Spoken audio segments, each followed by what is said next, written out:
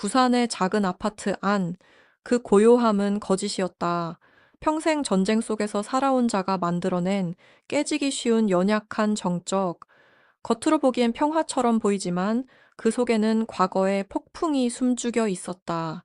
창밖, 차가운 빗방울이 유리창을 스치는 꾸준한 소리만이 들렸다. 그 소리가 지나간 폭풍을 가리는 유일한 배경음이었다. 김혜진은 대한민국 군대가 내준 가장 혹독한 불 속에서 단련된 무기처럼 보이지 않았다. 피곤해 보였다.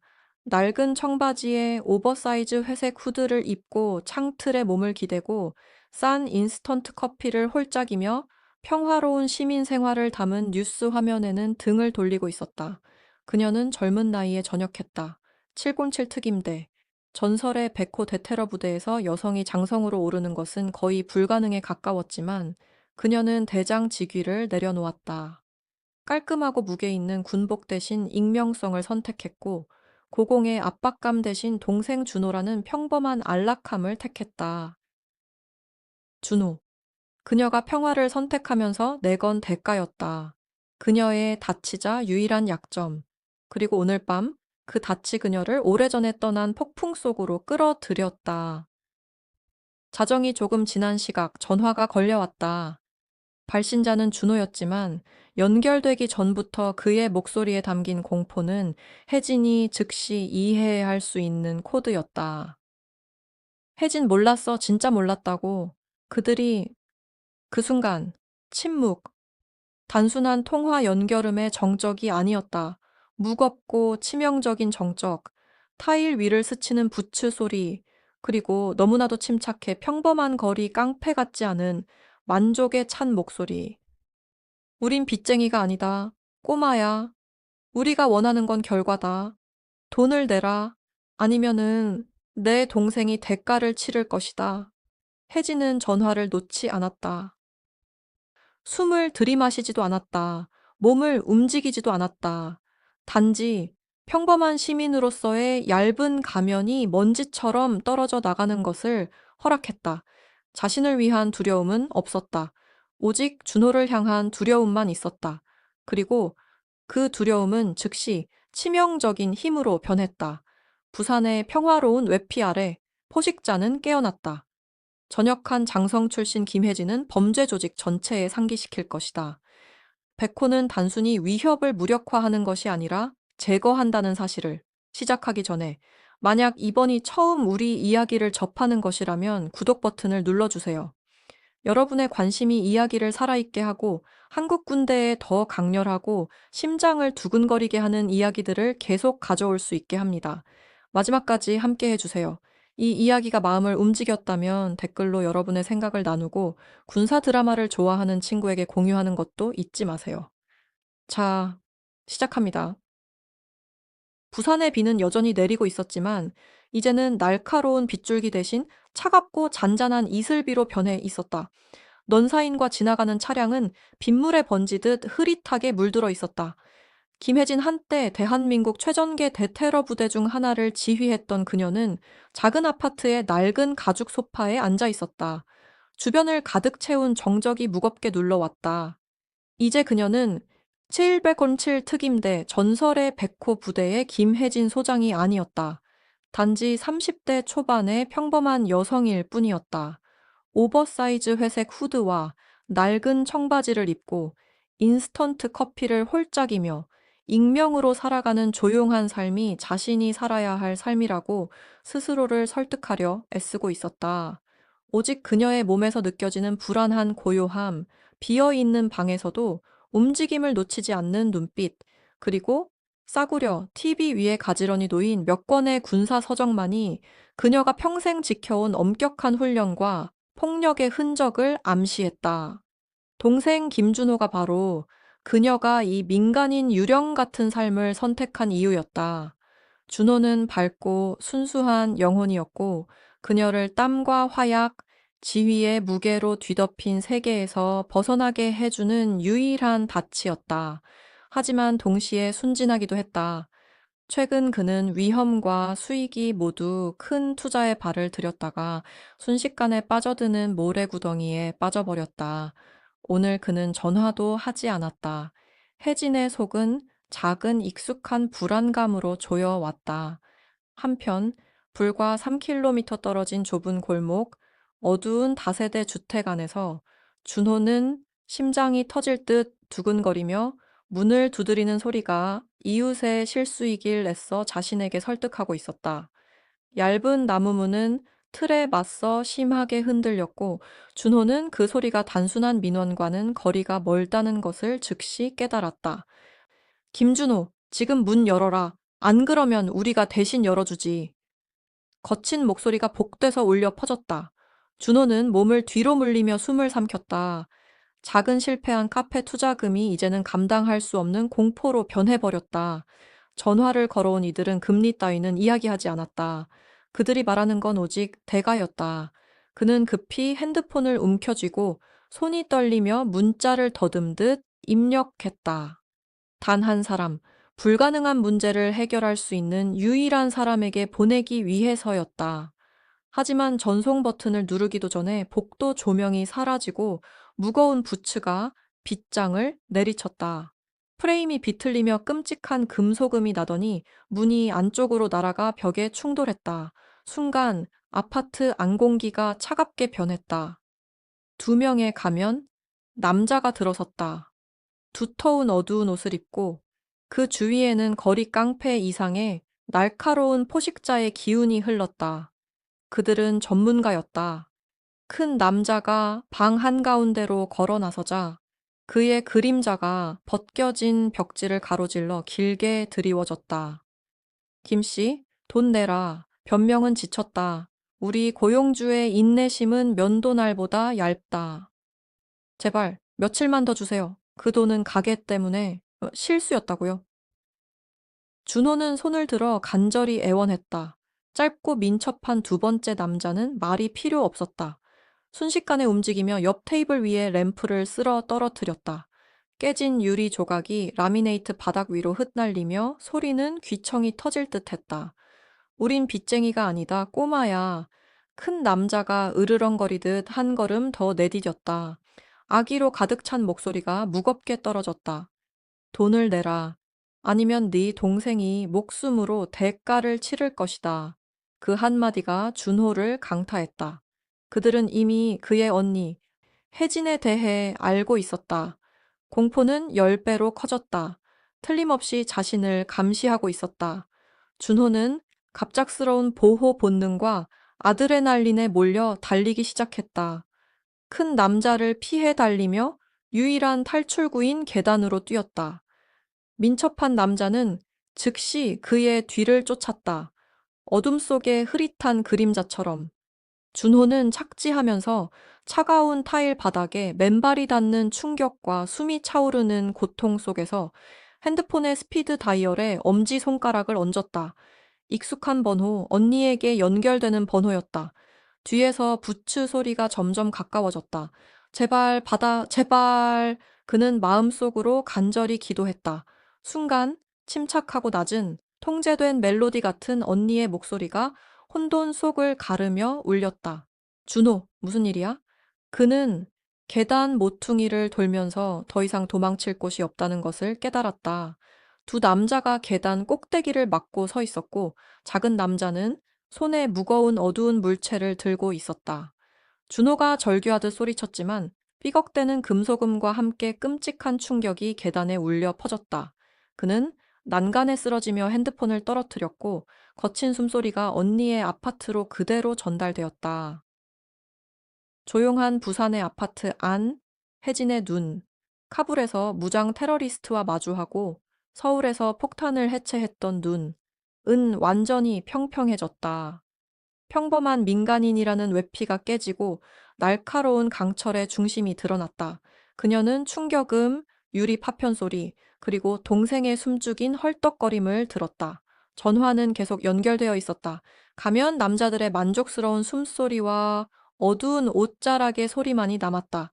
혜진은 말하지 않았다. 망설이지도 않았다. 시선이 옷장 구석에 놓인 먼지가 쌓인 군용 부츠 한 켤레에 머물렀다. 그녀는 조용하고 유연하게 몸을 일으키며 코트거리에 걸린 낡은 가죽 재킷을 집었다. 커피 잔은 그대로였다. 그녀는 문을 열고 어둡고 비 내리는 밤거리로 걸어 나갔다. 따뜻함과 익명의 안전은 뒤에 남겨두고 빗방울 소리와 그녀 자신의 차분하지만 치명적인 심장 박동 소리만이 들렸다. 장성 출신의 김혜진이 깨어났다. 가면 남자들의 차분하고 만족스러운 숨소리는 여전히 혜진의 조용한 아파트 안 열린 전화선을 통해 희미하게 울려 퍼졌다. 동생의 위태로운 상황을 알리는 냉혹한 경고였다. 열린 전화선에서 전해지는 동생의 숨막힌 신음과 공격자들의 무겁고 잔인한 호흡 소리가 김혜진을 조용한 민간인 생활에서 단번에 끌어냈다. 그녀는 더 이상 후드를 쓴 한 여자가 아니었다. 다시 대장이었고 목표는 이미 움직이고 있었다. 혜진은 비 내리는 부산 거리를 마치 계산된 동작처럼 효율적으로 지나갔다. 낡은 회색 후드와 청바지는 눈에 띄지 않게 해주기는커녕 늦은 밤 도시의 젖은 어둠 속에서 효과적인 도시 위장막이 되었다. 차는 타지 않았다. 차량은 흔적을 남기고 위험이었다. 그녀의 방식은 옛 707칠식이었다. 순수 침투, 소리 없는 이동, 비를 적극적으로 이용했다. 꾸준한 빗소리가 군용 부츠가 젖은 보도를 밟는 소리를 숨겼고 시야가 제한된 덕분에 그녀는 골목 가장자리와 깜빡이는 가로등 아래의 사각지대를 타고 스치듯 이동할 수 있었다. 뛰지 않았다. 미끄러지듯 건축물과 하나가 되는 그림자처럼 인간의 걸음을 넘어서는 일정하고 빠른 속도로 미끄러졌다. 준호의 아파트 위치는 그녀 머릿속에 정확히 박혀 있었고 전화 속에서 들려온 공격자의 거친 호흡이 그녀가 필요로 하는 유일한 GPS였다. 장성의 훈련은 미세한 음향 신호를 식별하도록 그녀를 단단히 각인시켰다. 낯선 무기가 조정될 때 나는 금소금, 숙련된 자의 발걸음, 무게와 리듬, 평범한 사람은 결코 알아차리지 못할 세부들이었다. 거리가 좁아질수록 그녀의 집중력은 더 좁아졌고 다른 모든 것들, 빚, 투자, 동생에 대한 두려움, 은 밀려났다. 남은 것은 임무뿐이었다. 구출과 제압. 그녀는 대한민국 군이 제공한 가장 혹독한 목숨을 건 훈련으로 다져진 근육 기억으로 달리고 있었다. 혜진은 문을 닫아놓은 정육점 뒤 좁은 골목을 가로질렀다. 부패한 기름과 생선 냄새가 공기를 가득 채우는 곳. 3명의 남자가 있었다. 준호를 위협한 두 사람이 아닌 별도의 무장 경비대, 녹슨 덤프스터에 무심하게 기대어 서 있었고 어두운 옷은 완벽한 은폐를 제공했다. 그들은 외곽 초소, 구출 신호를 기다리는 자들이었다. 그들은 너무 늦게 혜진을 감지했다. 첫 번째 남자가 돌아섰다. 눈에 둔한 인식의 빛이 스쳤지만 경고를 내보낼 틈이 없었다. 혜진은 이미 그의 가드 안으로 들어와 있었다. 그녀는 주먹을 휘두르지 않았다. 빗물로 미끄러운 땅 자체를 무기로 삼았다. 왼발이 튀어나와 그의 발목을 걸어 중심을 끌어내렸다. 그가 넘어지기 전에 그녀의 팔뚝이 그의 목 밑부분을 정확히 타격했다. 미주신경을 겨냥한 날카롭고 정밀한 일격이었다. 그는 소리 없이 쓰러져 의식을 잃었고 머리가 콘크리트에 가볍게 부딪혔다. 초. 1. 목표 무력화. 두 번째 남자는 벨트에 꽂힌 소형 곤봉을 집으려 손을 올렸다. 혜진은 먼저 세 번째 남자에게로 움직였다. 기습의 요소를 이용했다. 그녀는 어깨로 세 번째 남자의 가슴을 들이받아 그를 벽돌벽 쪽으로 밀어붙였다. 충격으로 그 남자는 숨이 막혔다. 그가 숨을 헐떡이는 사이 혜진은 손을 뻗어 쇄골에 움푹 들어간 부분에 엄지를 걸고 동시에 오른손에 신속하고 잔혹한 손목 꺾기를 가했다. 관절은 한계를 넘어 비틀렸고 묵직한 균열 소리가 이어지며 그는 고통스러운 속삭임과 함께 주저앉았다. 비로소 반응한 두 번째 남자는 돌진했다. 그는 파트너들보다 빠르고 훈련된 공격성을 보였다. 무릎을 향해 날카로운 적킥을 날렸다. 혜진은 막지 않고 옆으로 피하며 공격이 허벅지를 스쳐 지나가게 했다. 그가 균형을 회복하려는 순간 그녀는 부서진 환기구에 걸려 늘어진 무거운 녹슨 쇠사슬을 붙잡아 휘둘렀다. 유연한 채찍질 동작으로 그녀는 쇠사슬을 그의 얼굴에 내리쳤다. 충격은 둔하고 요란했으며 결정적이었다. 박살 난 코 주위에 가는 뼈들이 산산조각 났다. 그는 얼굴을 움켜쥐고 쓰러졌고 손 사이로 피가 번졌다. 초, 6. 세 명 모두 무력화, 혜진은 완벽히 가만히 서 있었다. 빗물은 차갑게 그녀의 얼굴을 타고 흘렀고 지붕에서 똑똑 떨어지는 빗방울 소리만 정적을 깨뜨렸다. 혜진은 의식을 잃은 남자들 사이를 신속히 살폈다. 그녀의 동작은 실용적이고 전문적이었다. 그들이 어리석게도 자신들에게 지니고 있던 지퍼타이로 혜진은 그들의 손을 묶었다. 입가에 차가운 미소가 스쳐갔다. 두 번째 남자의 볼에 묻은 피를 빗물이 씻어내릴 때 그녀의 눈은 그 전술 재킷의 라펠에 난 디테일을 포착했다. 부분적으로 가려져 있었지만 분명했다. 작은 어두운 에나멜 배지. 표식이었다. 일반 기업 로고나 깡패 문양이 아니었다. 부러진 방패 위에 놓인 스타일화된 해치 혜태 형상. 혜진은 완전히 굳어버렸다. 이것은 부산 지역 깡패 조직의 문양이 아니었다. 약간 변형되었지만 분명한 특정 해체된 대한민국 특수부대의 문양에서 파생된 것이었다.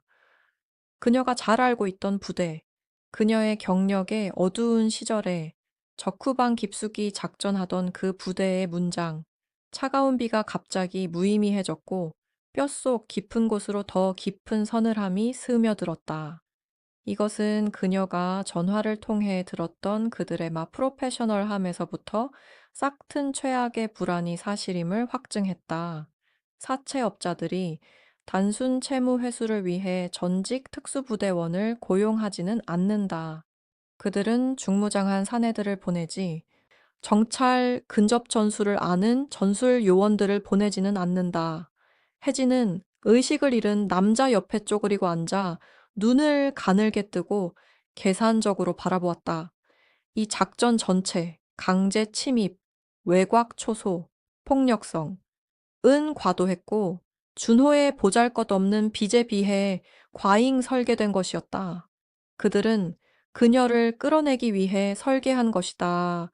동생은 단순 연체 채무자가 아니었다. 준호는 미끼였다.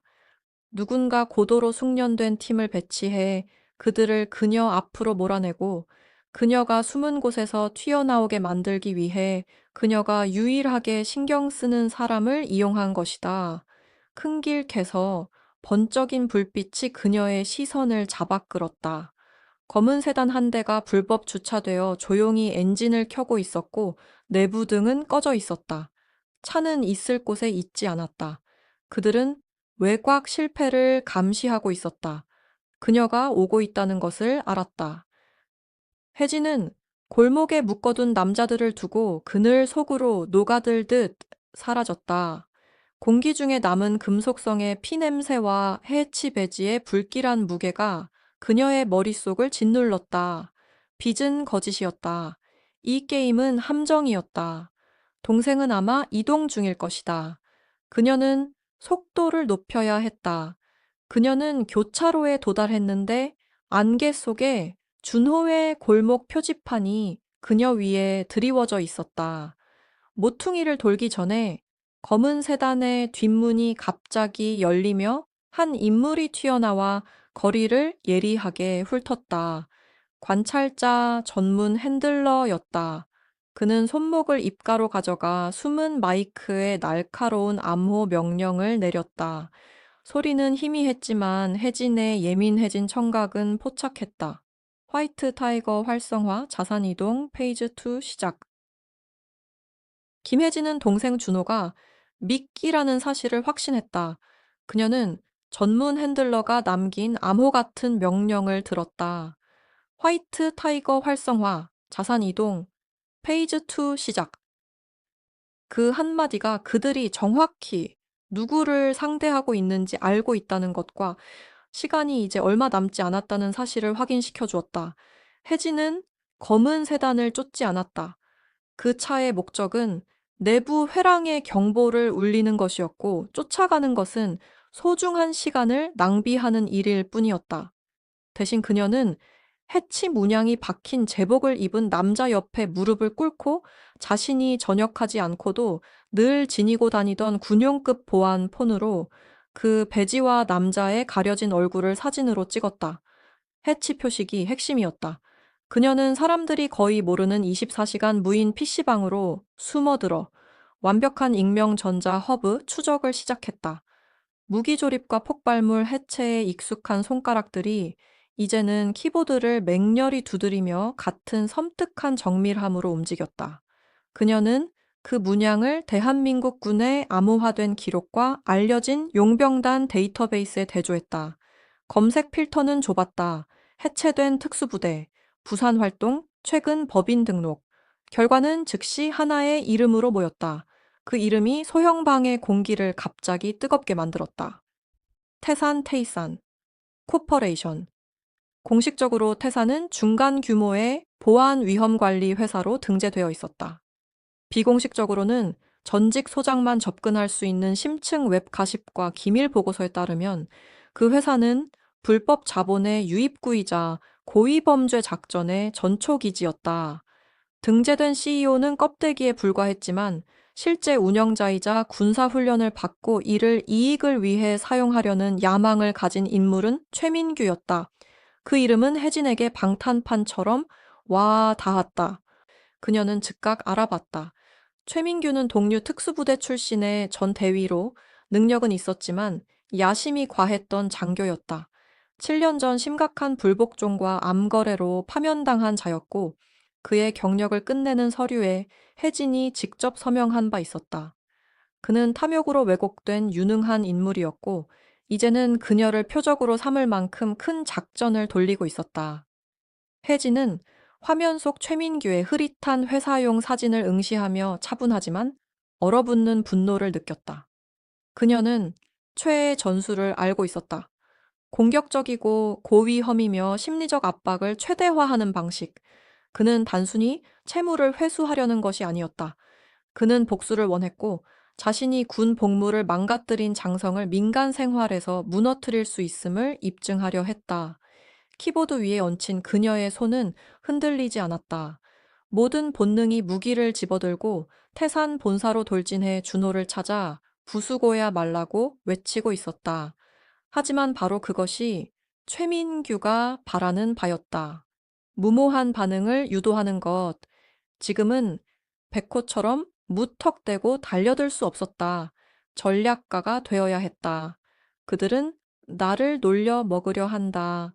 그녀는 컴퓨터의 웅궁거리는 소리 위로 거의 들리지 않게 속삭였다. 그들은 준호를 이용해 혼란스러운 움직임을 강요하려 한다. 그녀는 태산 건물 도면과 알려진 경비 배치도를 불러왔다. 외과 수술처럼 정밀하고 조용하며 신속한 반격을 계획해야 했다. 게임에 들어가되 반드시 자신의 조건에서만 들어가야 했다. 즉시 준호를 보호해야 한다는 충동과 침착함을 유지해 효율을 극대화하라는 훈련 사이에서 잔혹한 내전이 벌어졌다. 심장 밑바닥에서 감정적 긴장이 물리적 압력으로 느껴졌다. 침착하라. 준호를 보호하라. 태산보안 명단을 옛 부대의 배치 사진과 대조하자 배신의 깊이가 서서히 드러나기 시작했다. 화면에 이름들이 흐려졌다. 박 상사. 그녀가 3년간 지휘했던 유능한 폭발물 전문가. 이 원사 그녀가 직접 진급을 추천했던 통신 전문가. 그들은 단순히 전직 군인이 아니었다. 그녀가 신뢰했고 아시아 전장 중 그 어떤 가장 위험한 작전에서도 함께한 부하들이었다. 그들은 최민규를 따랐을 뿐 아니라 부대의 신성한 신뢰를 팔아넘기며 그 기술을 기업적 범죄에 팔아넘긴 것이었다. 차가운 혐오감이 그녀를 휩쌌다. 이건 더 이상 단순한 임무가 아니었다. 정화 작업이었다. 그들은 백호 부대의 명예를 더럽혔고 그것은 특정한 형태의 폭력을 요구했다. 바로 그때 그녀의 보안폰이 한 번 진동했다. 그녀가 직접 코드화해둔 긴급 알림이었다. 전화나 문자도 아니었다. 암호화된 데이터 버스트였다. 혜진은 즉시 파일을 열었다. 화면에 이미지가 채워지자 그녀의 몸은 순간 마비되었다. 그것은 준호였다. 그는 차가운 콘크리트 바닥에 앉아 있었고 산업용 지퍼 타이로 뒤로 단단히 묶인 손, 거친 덕트 테이프로 입이 막혀 있었다. 눈은 공포로 크게 떠 있었고 관자놀이 위에는 이미 멍이 올라와 있었다. 전화로 들었던 그 타격의 흔적이었다. 그의 뒤로는 그림자뿐이었고 거대한 물결문의 금속문이 있는 것처럼 보였다. 그가 창고에 갇혀 있음을 확인시켜 주었다. 지오태그는 제거되어 있었지만 타임스탬프는 최신이었다. 3분 전. 중요한 것은 이미지 구석, 준호 무릎 옆 콘크리트 위에 놓인 작은 흰 종이 한 장이었다. 거칠지만 또렷한 한글로 쓰인 두 단어만이 적혀 있었다. T 2시간. 혜진은 고통스러운 한 초 동안 눈을 감고 장성으로서의 강철 같은 결의를 가슴 둘레에 감쌌다.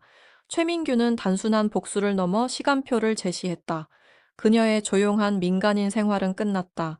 방역은 지금 시작되어야 했다. 묶인 동생의 사진과 서늘한 마감 시간, T2 시간은 혜진의 공격 개시를 위한 최후의 반가쇠가 되었다.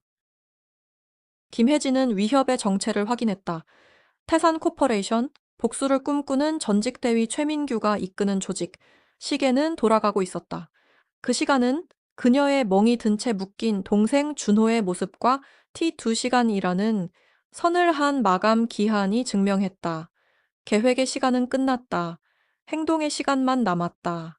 빛, 구조물, 지역 신고 전화를 치밀하게 대조한 결과 위치는 김해국제공항의 퇴역 화물구역 근처 폐기된 물류 창고였다. 비어있는 경납고와 방치된 창고들이 넓게 펼쳐진 거대한 단지였다. 소금기 섞인 바닷바람과 산업 폐허 냄새가 무겁게 가득했다.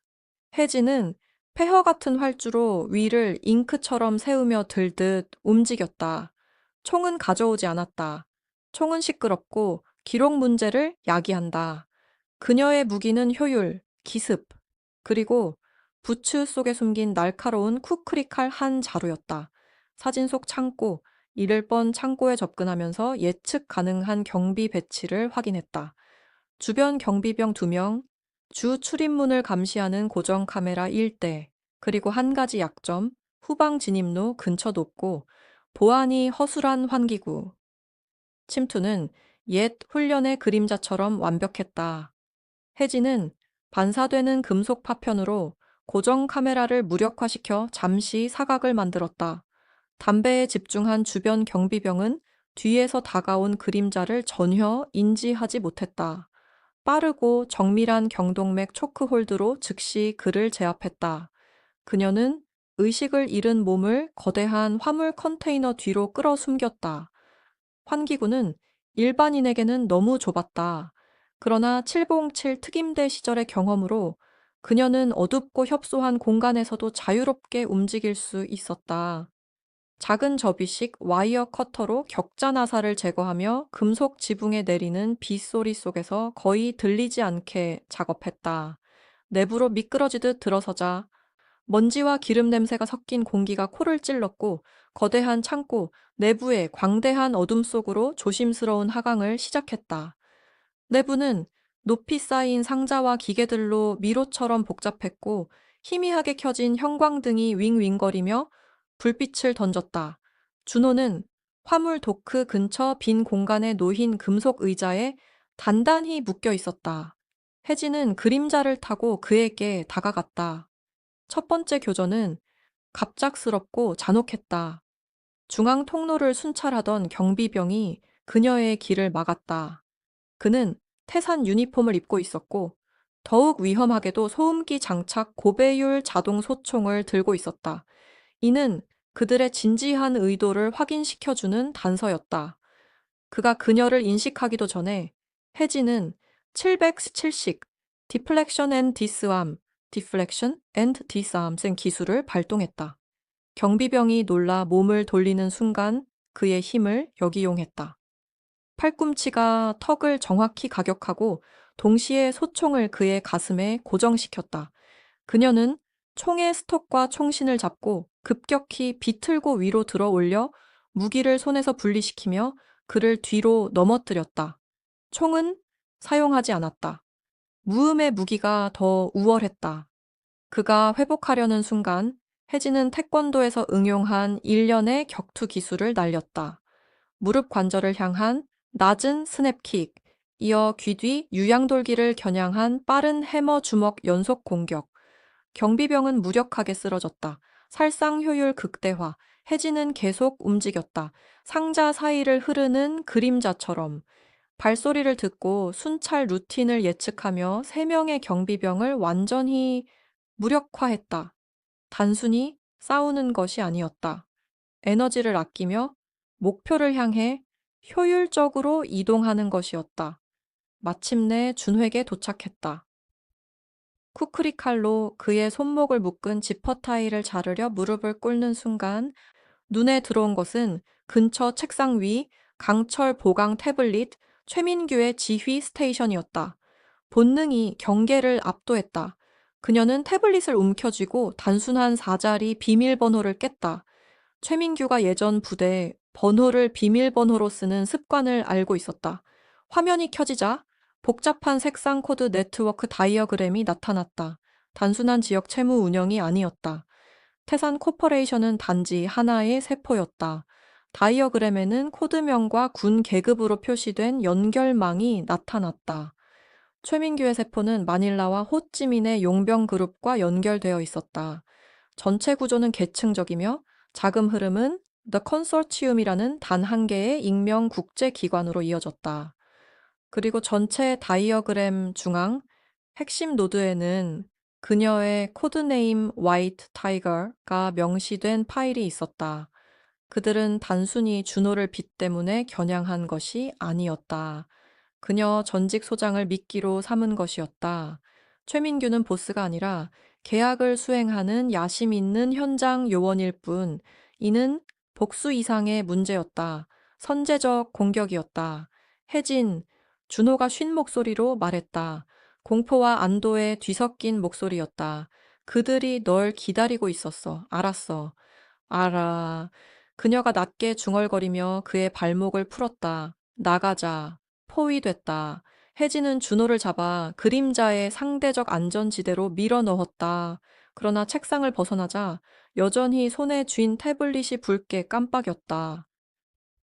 경고, 중앙지휘 확인 필요, 해체된 경비 재감지, 침입자, 즉각 교전 필요 태블릿에 연결된 경보 시스템이 울리기 시작했다. 높은 음역의 강렬한 전자 경보가 창고 내부를 메웠다. 정문 롤링 도어가 금속성 신음과 함께 열리기 시작했고 고출력 투광등과 최소 12명의 무장한 인물들이 실루엣으로 나타났다. 창고 반대쪽 문도 동시에 열렸다.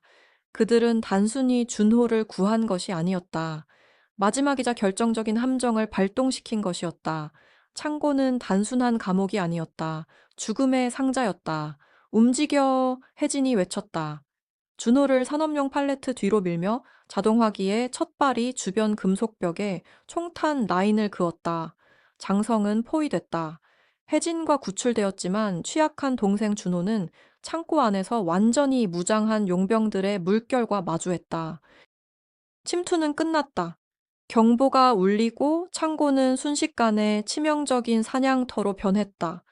김혜진과 공포에 질린 동생 준호는 2개의 급속히 열리는 문 사이에 갇혔다.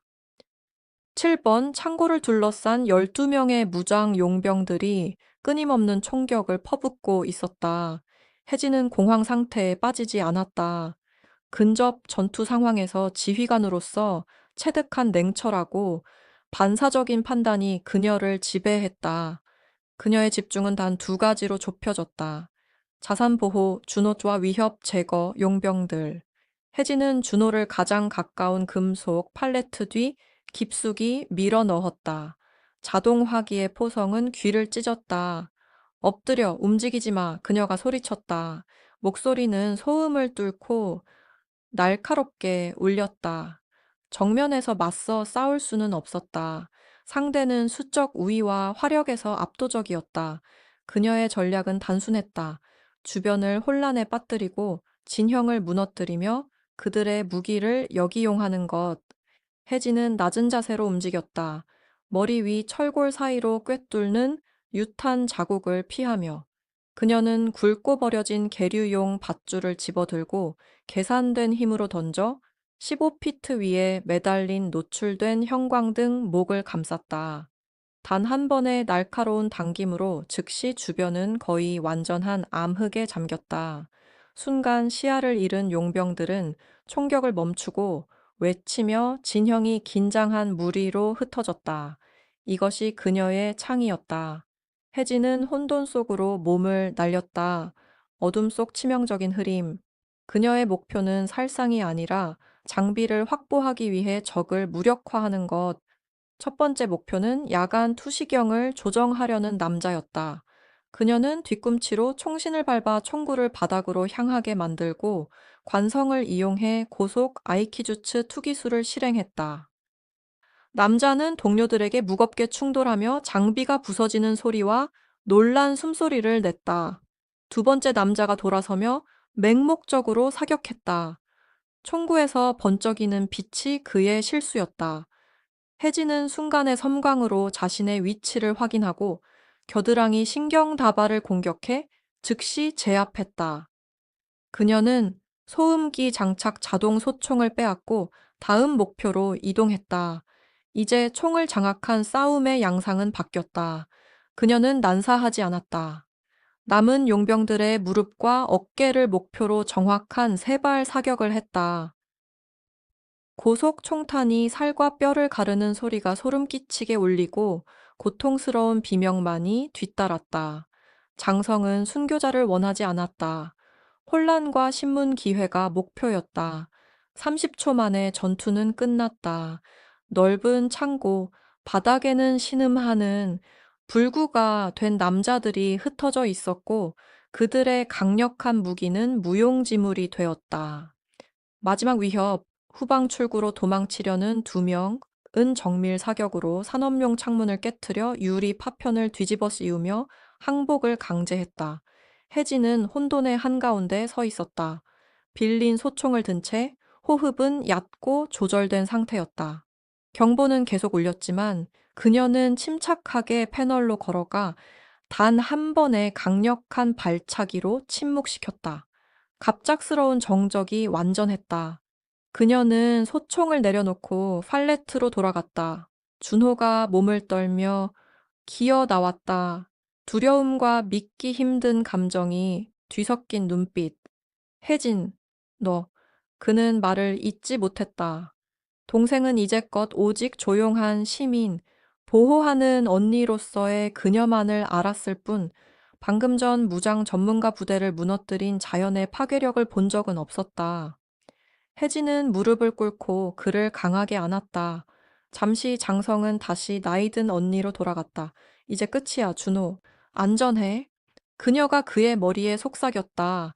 그러나 다정함의 순간은 짧았다. 그녀는 몸을 떼고 눈빛을 다시 단단히 굳혔다. 이건 내비 때문이 아니야. 나 때문이야. 내가 몇 년 전 마련한 안전가옥으로 가. 연락하지 마. 누구에게도 내가 말할 때까지. 알겠지? 준호는 눈앞에 냉철하고 집중된 군인을 보고 언니가 지닌 끔찍하고 치명적인 힘과 자신의 존재가 이제 그녀의 조용한 삶에 얼마나 큰 위험을 만드는지 이해하며 고개를 끄덕였다. 안전은 확보되었지만 대가로 그녀의 진정한 정체가 드러난 순간이었다. 그녀를 과소평가한 것이 치명적 실수였다는 사실, 최민규의 사람들은 지금 그 대가를 신체적으로 치르고 있었다. 혜진은 미리 점령해둔 트럭으로 준호의 안전한 탈출을 확보하고 정확한 군사적 이동 경로와 목적지를 전달했다. 트럭이 밤길로 사라지자 그녀는 지휘 데스크로 돌아와 산산조각 난 태블릿을 집어들고 콘소시엄 네트워크 데이터가 담긴 플래시 드라이브를 뽑았다. 창고 천장을 올려다본 후 깨진 창문 너머로 빛나는 무심한 부산의 야경을 바라보았다. 이미 멀리서 불법 긴급 사이렌이 날카롭게 울리는 소리가 들렸다. 이전 태산 핸들러가 도망치며 경찰에 알렸기 때문이다. 그들은 곧 도착할 것이다. 이번 소규모 교전은 승리가 아니었다. 단지 전쟁 선포였다. 용병들은 무력화되었지만 네트워크는 그대로였다. 최민규는 단순한 졸개일 뿐임을 그녀는 알고 있었다. 혜진은 낡은 회색 후드를 머리에 걸치며 손상된 지붕 사이로 내리는 차가운 빗물을 느꼈다. 첫 순찰차가 날카롭게 멈추는 순간 그녀는 밤속으로 새우며 들었다. 그녀는 추적당했지만 이제 사냥꾼이 되었다. 화이트 타이거가 풀려났다. 날 가지고 놀 수 있다고 생각했겠지. 그녀가 텅 빈, 울리는 창고에 속삭였다. 목소리는 날카롭고 차가웠다. 그들은 다음이 무엇인지 전혀 모른다.